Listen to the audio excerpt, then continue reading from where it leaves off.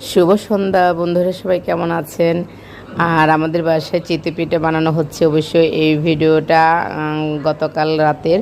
আজকে যেহেতু একাদশী, তাই বড়জা বললো পিঠা বানিয়ে দিব তোমার পছন্দের, যেহেতু সরিষা ভর্তা আর হলো শুটকি ভর্তা দিয়ে খেয়ে নিবা। তো যাই হোক বন্ধুরা, এদিকে এসে দেখি 3 পিস বানানো হচ্ছে। তো এটা হলো আমার এক মামা শ্বশুরের ঘরের ননদ, ও আসছে, ওকে গিফট করা হয়েছে। তো কাজ পারে, ওই জন্য বললো যে ঠিক আছে বানিয়ে ফেলি। আর এদিকে এসে দেখি কি সুন্দর সুন্দর ডেকোরেশন করেছে। এটা কে জানেন? রাকু। রাকু এত বড় হয়ে গেছে আমি জানতামই না।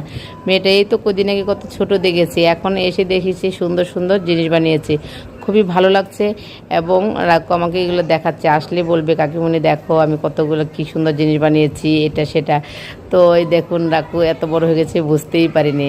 যাই হোক, এদিকে পিঠাও হয়ে গেছে। এখন যা বললো তুমি গরম গরম খাও, খুবই ভালো লাগবে। আর চিতই পিঠা আমাদের বাসার সবাই একদিকে নামাবে আর একদিকে খাবে গরম গরম। এটা অন্যরকম একটা টেস্ট। তো খুবই ভালো লাগছে। আর আসার পরে মনে হয় আমি যেন নায়রে আসি, এরকম এটা সেটা খাওয়াতেই থাকি।